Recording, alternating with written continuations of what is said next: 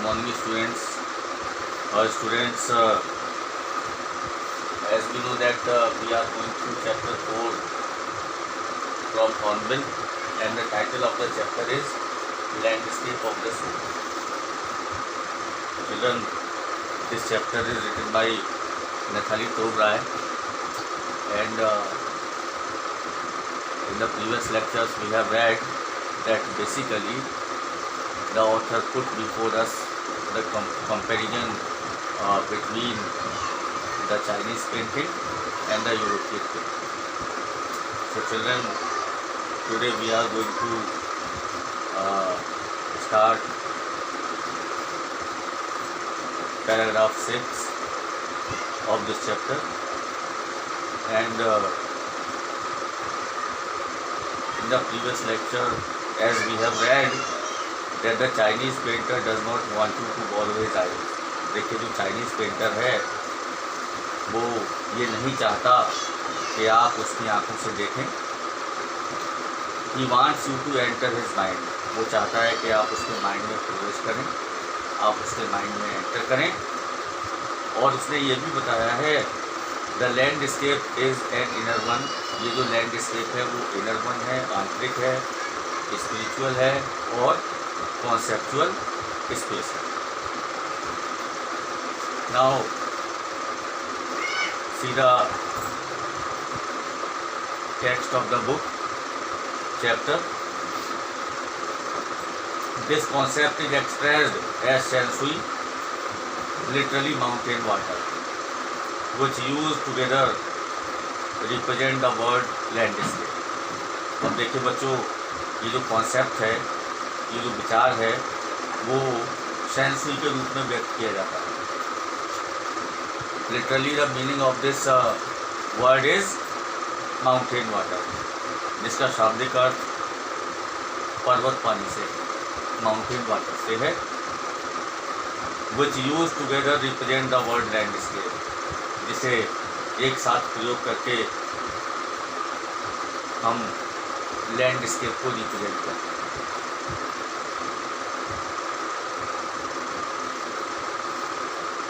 More than two elements of an image, these represent two complementary poles reflecting the Taoist view of the universe.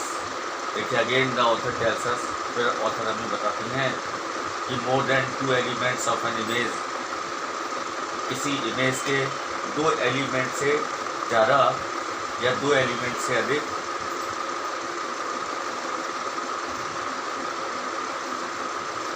These represent two complementary poles. किसी चित्र के दो से अधिक तत्व, ये दो कॉम्प्लीमेंट्री पोल्स, पूरक ध्रुव के प्रतीक होते हैं. Reflecting the Daoist view of the universe, जो हमारे सामने दाऊ की विश्व की इमेज या कल्पना को दर्शाते हैं. Which represent before us the Daoist view of the universe.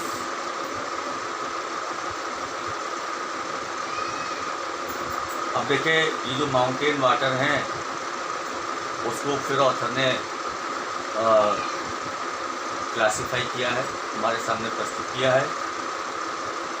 The author tells us that the mountain is young, reaching vertically towards heaven, stable, warm, and dry in the sun, while the water is in horizontal and resting on the earth, fluid, moist and fluid. देखिए, in these lines, the author tells us about what do young and in represent before us. देखिए, इन lines में author ने हमें बताया है कि young और इन किस बात को रिप्रेजेंट करते हैं. तो the mountain is young, mountain क्या है? यंग है. माउंटेन वाटर को जो ऑथर ने क्लासीफाई किया है तो उसने बताया है the mountain is young, reaching vertically towards heaven, stable barren and dry in the sun. Mountain young है जो वर्टिकली लंबवत आकाश की ओर जाता है, धूप में स्थिर, गर्म और ड्राई रहता है। It remains quite stable, warm and dry in the sun while the water is in। जबकि ऑथर हमें बताती हैं कि जो वाटर है वो इन है। माउंटेन को यंग बताया है और वाटर को उन्होंने इन कहकर प्रस्तुत किया है। Horizontal and resting on the earth, fluid, moist and cool, these are the different qualities of water here represented by the author। जबकि वाटर इन है जो हॉराइजेंटल है, जो क्षैतिज है,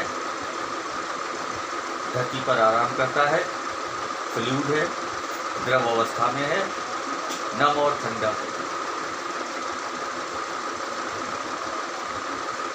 The interaction of in, the receptive feminine aspect of universal energy, and its counterpart yang, active and masculine, is of course a fundamental notion of Taoism। अब देखिए फिर उसने बताया है कि जो इन है वो फेमिनिन है और yang मैस्कुलिन है। मीनिंग देयर बाई इन जो ग्रहणशील विश्व ऊर्जा को प्रस्तुत करने वाला एक फेमिनिन एस्पेक्ट है। It represents the quality of feminine and on the other side, और जो इसका प्रतिरूप है वो यंग है। इनकी पारस्परिक क्रिया होती है। Meaning thereby where their interaction take place, जहाँ पर इनका इंट्रैक्शन होता है। तो ऑथर हमें बताते हैं कि जो इन है वो फेमिनिन पार्ट को रिप्रेजेंट करता है और दूसरी ओर यांग, एक्टिव एंड मैस्कुलिन, सक्रिय, एक्टिव और मैस्कुलिन पार्ट हमारे सामने प्रस्तुत करता है।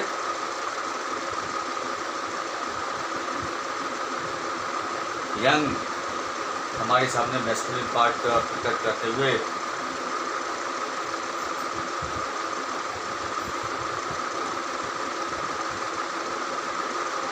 ऑथर के अनुसार इन और यंग में आपस में जो इंटरेक्शन होता है वो इस बात को रिप्रेजेंट करता है।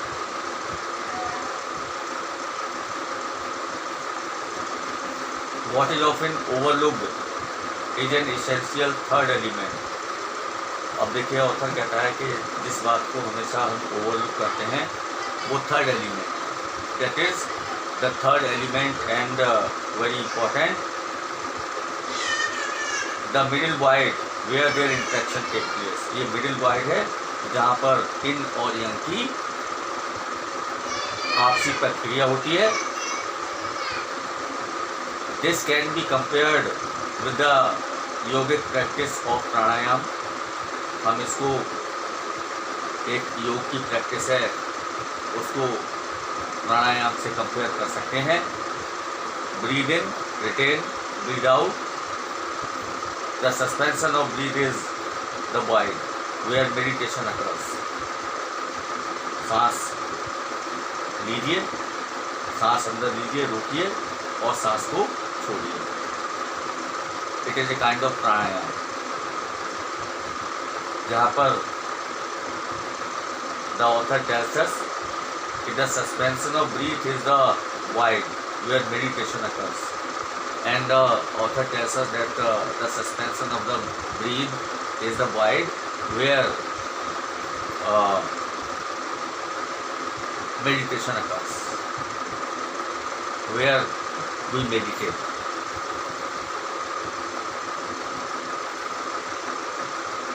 The middle void is essential, nothing can happen without it।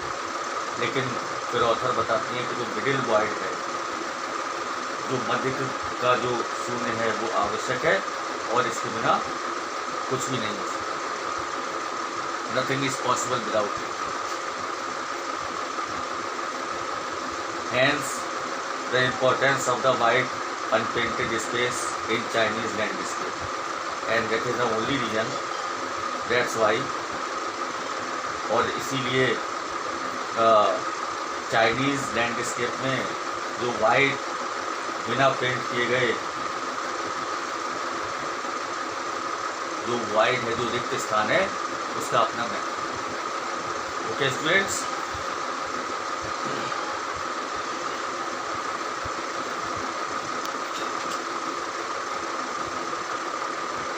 this is also where man finds a fundamental rule of the author also tells us कि यहाँ पर एक मैन, यहाँ पर ही मनुष्य अपना फंडामेंटल रोल प्ले करता है, अपनी मूल भूमिका प्रस्तुत करता है। Here the man represents his basic role in that space between heaven and earth. He becomes the conduit of communication between both poles of the universe. So the author wants to tell us, author हमें फिर बताते हैं कि आकाश और पृथ्वी के बीच स्थान में जो मनुष्य है, ब्रह्मांड के दोनों ध्रुवों के बीच it means he becomes the channel of communication. वो चैनल ऑफ कम्युनिकेशन बन जाता है, मीन्स संचार का एक चैनल बन जाता है, संचार का एक माध्यम बन जाता है। Man becomes a kind of channel of communication between the earth and the sky.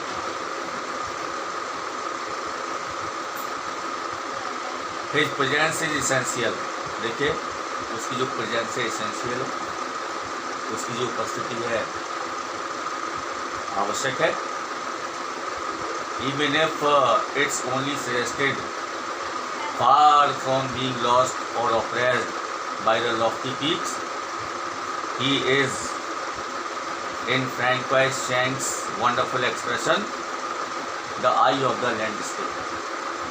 अब देखिए, फिर ऑथर हमें बताती हैं कि the presence of the man is really very essential। देखिए, मनुष्य की जो उपस्थिति है आवश्यक है, चाहे उसका आभास ही हो ऊंची पर्वत चोटियों के बीच गुम होने अथवा दब जाने की बात तो दूर।